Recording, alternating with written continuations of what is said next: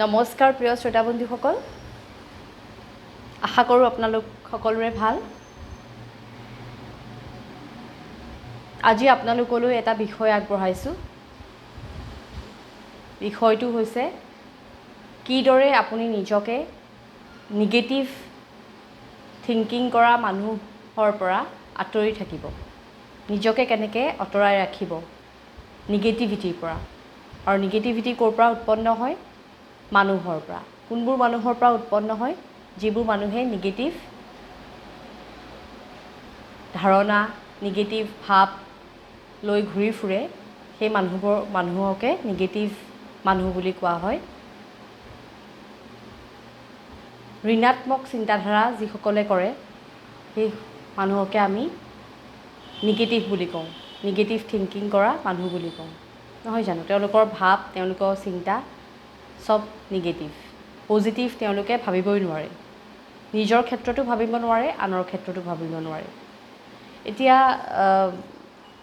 Positive আৰু negative দুই ধৰণৰ মানুহ আছে, কিন্তু পজিটিভতকৈ নিগেটিভ থিংকিং কৰা মানুহৰ গণনা বেছি। আমি বেছিকৈ তেনেকুৱা মানুহ দেখোঁ বা লগ পাওঁ। পজিটিভ থিংকিং কৰা মানুহ বহুত কম আছে, আৰু সেই নিগেটিভ থিংকিঙৰ লগত থাকি পজিটিভ থিংকিং কৰা মানুহৰো মানে নিগেটিভিটি আহি যাব পাৰে মনলৈ, আৰু তেতিয়াই বহুতখিনি ধৰক প্ৰব্লেমে দেখা দিয়ে। যেনেকৈ ধৰক অশান্তি ঘৰত, খং, ৰাগ, ডিপ্ৰেশ্যন, টেনশ্যন এইবোৰে মনত গ্ৰাস কৰে। ঠিক আছে?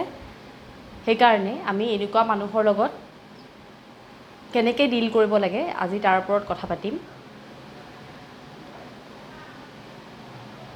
আমি ঘৰ, অফিচ, বাহিৰলৈ ওলাই গ'লে আমি এখন সমাজ পাওঁ। সমাজত আমাৰ বহুত মানুহ দেখা পাওঁ, নহয় জানো? পজিটিভ থিংকিং কৰা মানুহ আছে, নিগেটিভ থিংকিং কৰা মানুহ আছে। এতিয়া আপুনিতো কেতিয়াও ঘৰৰ পৰা ওলাই পেলাই ঘৰতেতো বন্দী হৈ থাকিব নোৱাৰে। এনি টাইম বোলে ঘৰতে বন্দী হৈ আছোঁ, ঘৰৰ পৰাতো ওলাবই লাগিব। এনেকুৱা মানুহৰ কবলত পৰিবও পাৰিব, আপুনি মোকাবিলা কৰিবও পাৰিব লাগিব। এতিয়া কেনেকৈ কৰিব? এতিয়া অফিচলৈতো আপুনি যাবই লাগিব। অফিচততো কিমান পলিটিক্স চলে, আৰু পলিটিক্স কাৰ কাৰণে চলে জানেনে? এই নিগেটিভ থিংকিং কৰা মানুহৰ কাৰণে এই পলিটিক্সবোৰ হয়, এই ঘটনাবোৰ হয়, যিবোৰ আমি মানে কোম্পেনীবোৰত দেখা পাওঁ বা অফিচবোৰত দেখা পাওঁ। মানে প্ৰত্যেক অফিচ, প্ৰত্যেকখন ঘৰতো পলিটিক্স থাকিব পাৰে। নিজৰ ঘৰৰ মানুহৰ মাজতো পলিটিক্স চলিব পাৰে, একো ডাঙৰ কথা নহয়। এতিয়া সেইবোৰৰ পৰা আমি কেনেকৈ সাৱধানে থাকিব পাৰোঁ, তাৰ ওপৰতে আজি মই আপোনালোকক ক'বলৈ ওলাইছোঁ। মেইন ৰিজনটো হৈছে পলিটিক্সৰ মেইন ৰিজনটো হৈছে নিগেটিভিটি। যিবোৰ নিগেটিভ মাইণ্ডেড পিপল, যিবোৰ নিগেটিভ মাইণ্ডেড মানুহ, তেওঁলোকে আনক কেতিয়াও শান্তিত থাকিব নিদিয়ে, কেতিয়াও আনৰ ভালটো কেতিয়াও তেওঁলোকে স্বীকাৰ নকৰে, সদায় বেয়াটোৱে উলিয়াব। 10টা ভাল গুণ থাকিলেও তাৰ মাজতে এটা খুচৰি বেয়া গুণ উলিয়াবই তেওঁলোকে। য'তে ত'তে হ'ব পাৰে, অফিচতো হ'ব পাৰে, এইটো ঘৰতো হ'ব পাৰে, চবৰে ক্ষেত্ৰতে এইবোৰ হ'ব পাৰে, নহয় জানো? তেওঁলোকে কেতিয়াও মানুহক এপ্ৰিচিয়েট নকৰে, প্ৰশংসা নকৰে, বা যিটো বস্তু ভাল দেখিছে সেইটো কেতিয়াও ভাল বুলি নকয়। সেইটোৰ ওপৰত গুণাগথা কৰি থাকিব, আৰু লাষ্টত যেতিয়া বেয়া এটা ওলাব দেখিব, সেইটোতে পিঞ্চ কৰিব। নিগেটিভ মাইণ্ডেড মানুহৰ কথা কৈ আছোঁ। তেওঁলোকে কেতিয়াও মানে কিবা যদি ভাল, আপুনি কিবা কৰিব বিচাৰিছে, কিবা ভাল এটা ডিচিশ্যন লৈছে, সেইটোত তেওঁলোকে কেতিয়াও ভালটো নকয়। মানে তেওঁলোকে আপোনাক পিছুৱাবলৈ চেষ্টা কৰিব। তেনেকুৱা টাইপৰ মানুহে যে এইটো কাম নকৰিবা বা এইটো কাম নকৰিব, এইটো কাম ভাল নহ'বও পাৰে। তেওঁ নিজেও চিয়'ৰ নহয় এইটো কাম ভাল হ'ব পাৰে নে নাই, তথাপিও তেওঁ আপোনাক নিগেটিভটোৱে ক'ব। কিবা এটা ভাল আপুনি কাম কৰিছে, সেইটোত কেতিয়াও উৎসাহ নিদিয়ে। মানে প্ৰত্যেক ক্ষেত্ৰতে নিগেটিভিটিয়ে তেওঁলোকে দেখুৱাই থাকিব। আৰু প্ৰত্যেক ক্ষেত্ৰতে তেওঁলোকে আপোনাক পিছুৱাবলৈ চেষ্টা কৰিব, বদনাম গাব। আপোনাৰ আগত এটা কথা ক'লে পিছত বেলেগ এজনৰ কথা আকৌ বেলেগৰ আগত মানে আপোনাক আকৌ বেয়াকৈ কিবা এটা ক'লে, তেনেকুৱাও হ'ব পাৰে নিগেটিভ টাইপৰ মানুহ। কেতিয়াও আপোনাক মানে ভালদৰে আপোনাৰ লগত বিহেভ কৰিব নোৱাৰে মানে তেনেকুৱা মানুহে। আৰু বিহেভ কৰিব পাৰিলেও পিছ মুহূৰ্ততে আকৌ আপোনাক সেই পিঞ্চ কৰে। এইবোৰ মানুহকে আমি নিগেটিভ মাইণ্ডেড মানুহ বুলি কওঁ। আৰু কেতিয়াও আগবাঢ়িলে সুখী নহয়। আপুনি কিবা এটা বস্তুত আগবাঢ়িছে, তেওঁ কেতিয়াও সেইটো বস্তুলৈ সুখী নহয়, নিজক লৈ কম্পেয়াৰ কৰিব। তেনেকুৱা টাইপৰ মানুহো আছে, নিগেটিভ মাইণ্ডেড মানুহ। সেইকাৰণে এনেকুৱা মানুহৰ পৰা সাৱধানে থকা ভাল। আপুনিতো সমাজ এখনত থাকিবই লাগিব। আপুনি সমাজত মানে আপুনি আছে যেতিয়া আপুনি সামাজিক হ'বই লাগিব, নহয় জানো? আপুনি ঘৰৰ ভিতৰত সোমাই এইবোৰ মানুহৰ পৰা সাৰিব নোৱাৰে। সেইকাৰণে আপুনি বেষ্ট উপায়টো হৈছে আপুনি ৰিয়েক্ট নকৰিব তেনেকুৱা মানুহৰ লগত। ৰিয়েক্ট নকৰা মানে কি বাৰু? আপুনি তেওঁক থাকিব তেওঁৰ লগত, আপুনি তেওঁৰ লগত কথা পাতিব, থাকিব, কিন্তু তেওঁক ৰিয়েক্ট নকৰিব। একো অপিনিয়ন নাই আপোনাৰ তেওঁৰ লগত, মানে একো কাম নাই। দেখিছে, হাঁহিছে, কথা পাতিছে, বছ সিমানতে চেছ। একো মানে তেওঁ আপোনাৰ বিষয়ে ক'ৰবাত বেয়াকৈ কথা ক'বও পাৰে, কিন্তু আপুনি সেইটো মূৰত সোমাই টেনশ্যন লৈ ডিপ্ৰেশ্যন লৈ লাভ নাই।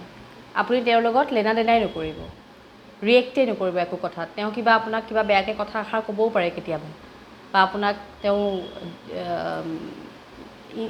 মানে ইমপ্ৰেছ মানে ধৰক পিছুৱাইও দিব পাৰে কিবা কথাত। আপোনাক তেওঁ পিছুৱাই দিয়া কথাও ক'ব পাৰে, আপোনাক ইগনৰো কৰিব পাৰে, কিন্তু আপোনাৰ মনত যাতে তেওঁ যি কৰিছে কৰিব দিব লাগে, আপোনাৰ মনত যাতে সেইটো খেলাই থাকিব নালাগে। আপুনি নিজৰ কামত ব্যস্ত থাকিব লাগে। এতিয়া এটা উদাহৰণ দিওঁ মই আপোনাক। এটা অফিচত খুব পলিটিক্স চলে। এজন এমপ্লয়ীয়ে বহুত কষ্ট পালে অফিচটোত থাকি পেলাই। তেওঁৰ এগেইনষ্টত বহুত কথা তেওঁ শুনিবলগীয়া হয়। সেইকাৰণে তেওঁ ভাবিলে যে মই অফিচটো এৰি থৈ গুচি যাওঁ। সেইকাৰণে তেওঁ HR এজনৰ ওচৰত গ'ল। HR জনৰ ওচৰত গৈ পেলাই তেওঁ ক'লে যে মই এইটো অফিচ এৰি দিওঁ, আৰু কাৰণ মই এইটো অফিচত থাকিব নোৱাৰোঁ, ইমান পলিটিক্স চলে, মোৰ এগেইনষ্টত বহুত কথাও শুনিছোঁ মই সেইকাৰণে এইটো অফিচ এৰি থৈ যাওঁগৈ। এতিয়া HR জনে ক'লে, হয় নেকি? তেতিয়া তুমি যদি যোৱাৰ আগতে এটা কথা মনত ৰাখিবা, তুমি মোলৈ এটা মোক কাম কৰি দিব লাগিব যোৱাৰ আগতে। ৰেজিগনেশ্যন লেটাৰখন দিয়াৰ আগতে এটা কাম কৰি দিয়া মোক, HR ক'লে। এতিয়া ল'ৰাজনে ক'লে, কি কাম সুধিলে আৰু। তেতিয়া ক'লে যে চাহৰ কাপ এটা হাতত দিলে HR, তাত চাহ ফুলকৈ বাকি দিলে। বাকি পেলাই ক'লে যে তুমি এইখিনি লৈ পেলাই গোটেই অফিচটো ঘূৰা, আৰু এটা কথা মনত ৰাখিবা, যাতে অলপো চাহ মাটিত নপৰে। কথামতেই কাম। এমপ্লয়ীজনে কাপটো লৈ গোটেই অফিচটো ঘূৰিলে, আৰু তেওঁৰ ধান্দা মাত্ৰ এটাতে আছিলে, কাপটোৰ পৰা যাতে চাহ নপৰি নাযায়। তেওঁ গোটেই অফিচটো তেনেকৈ ঘূৰিলে। তাৰপিছত HR আগত কাপটো দি পেলাই ক'লে যে চাওক, মই চাহ পূৰা ফুলকৈ আনিছোঁ, অলপো চাহ পৰা নাই, চাহ পূৰা ভৰ্তিয়ে হৈ আছে কাপটোত। এতিয়া HR জনে ক'লে, তোমাৰ কথা কোনে কি পাতিছিলে শুনিলানে? কৈছে, মই চাহৰ মানে কাপটোৰ কথা ইমান চিন্তা কৰি আছিলোঁ, মই বাকী কথা চিন্তাই কৰা নহ'লে, মানে অকল সেইটো কথাই চিন্তা কৰি আছিলোঁ, যাতে চাহৰ কাপৰ পৰা চাহখিনি নপৰে। তেতিয়া HR জনে ক'লে, এনেকৈ যদি তুমি সদায় নিজৰ কামত মনোনিৱেশ কৰিব পাৰা, তেতিয়া তুমি কেতিয়াও বেলেগ মানুহৰ পলিটিক্সৰ কবলত নপৰা। নিগেটিভ থিংকিং কৰা মানুহৰ বা নিগেটিভিটিৰ পৰা তুমি আঁতৰি থাকিব পাৰিবা। তেতিয়া সেইটো এটা ডাঙৰ শিক্ষা। যদি আপুনি নিজৰ কামত মনোনিৱেশ কৰে,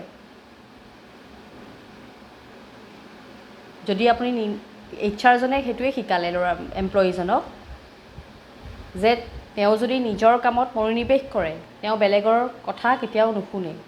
তেওঁ কোনোবাই পলিটিক্স কৰিছে, তেওঁৰ কথা তেওঁ কোনোবাই হাঁহিছে, তেওঁৰ কথা কোনোবাই পাতিছে, তেওঁ গুৰুত্ব নিদিয়ে এইবোৰ কথা। গুৰুত্ব দিবই নোৱাৰে মানে, যদি নিজৰ কামত তেওঁ মনোনিৱেশ কৰে। সেইকাৰণে সেইটোৱে হৈছে ৰিয়েক্ট নকৰা। নিজৰ কামত মনোনিৱেশ কৰি যদি আপুনি কোনো মানুহৰ কথা ৰিয়েক্ট নকৰে, তেতিয়াই আপুনি নিগেটিভ থিংকিং কৰা মানুহৰ কথা পৰা আঁতৰি থাকিব পাৰিব। নিগেটিভিটিৰ পৰা তেতিয়াই আঁতৰি থাকিব পাৰিব যেতিয়া আপুনি নিজৰ কামত ধ্যান দিয়ে, নিজৰ ভালপোৱা কিছুমান কাম উলিয়াই লওক, সেই কামবোৰত গুৰুত্ব দিয়ক, মনোনিৱেশ কৰক সেই কামবোৰত, আৰু তেতিয়াই আপুনি এই কথাবোৰ পাহৰি থাকিব যিবোৰ আপোনাক নিগেটিভ ধাৰণা দিয়া মানুহবোৰে যিবোৰ মানুহে আপোনাক প্ৰব্লেম কৰে, যিবোৰ মানুহে নিগেটিভিটি আপোনাৰ মূৰত সোমাই দিয়ে, তেতিয়াই আপুনি সেইবোৰ কথা পাহৰি থাকিব পাৰিব। যদি আপুনি নিজৰ কামত ধ্যান দিয়ে, নিজৰ ইচ্ছা শক্তিটো যদি সেই কামটোত লগায়, তেতিয়াই আপুনি সুখী হৈ থাকিব পাৰিব আৰু আপোনাৰ মনটো পজিটিভ হৈ থাকিব, মাইণ্ডটো আপোনাৰ সুখী হৈ থাকিব, মাইণ্ডটো পবিত্ৰ হৈ থাকিব। সেইকাৰণে মনটোক স্থিৰ কৰিবলৈ চেষ্টা কৰক, কিবা এটা ভালপোৱা কাম কৰিবলৈ চেষ্টা কৰক। আপুনি যদি কিছুমান কথা ভাবি থাকে যে মই অফিচটোত কেনেকৈ থাকিম, মোৰ কথা এনেকৈ পাতিলে, এইবোৰ যদি আপুনি অকল অফিচতে নহয়, নিজৰ পৰিয়ালতো হ'ব পাৰে, সমাজ এখনতো হ'ব পাৰে, বহুত ক্ষেত্ৰতে হ'ব পাৰে। সেইকাৰণে নিজৰ মনটো মনোনিৱেশ কৰক কোনোবা এটা বস্তুত যিটোত আপুনি লাগি থাকিব পাৰে এনি টাইম, যিটোৰ দ্বাৰা আপুনি পজিটিভ ভাইবছ পাই থাকিব পাৰে। এনেকুৱা এটা কাম ভাবি লওক, এনেকুৱা গাৰ্ডেনিং কৰিব পাৰে আপুনি কিতাপ লিখা, কবিতা লিখা, কুকিং কৰা, বিধে বিধে বস্তু বনাব পাৰে। খালি মনটো অকল সেই বস্তুতে লগাই দিব লাগিব যে আপুনি সেই কামটোৱেই কৰিছে।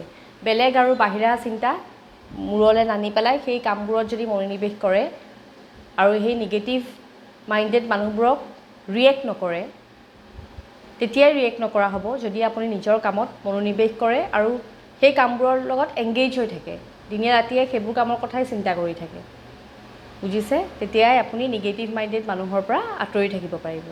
আৰু এইটোৱে এটা ডাঙৰ অস্ত্ৰ আমাৰ হাতত আছে। নিজৰ মন পচন্দ কাম কিছুমান উলিয়াই লওক আৰু নিগেটিভ মাইণ্ডেড মানুহবোৰৰ কথা নুশুনি নিজৰ কামত লাগি যাওক। তেতিয়া আপোনাৰ মনটো পিচফুল হৈ থাকিব, মনটো আনন্দিত হৈ থাকিব, উৎসাহিত হৈ থাকিব এনি টাইম আপোনাৰ মনটো, আৰু আপুনি সুখী হৈ থাকিব পাৰিব। ঠিক আছে?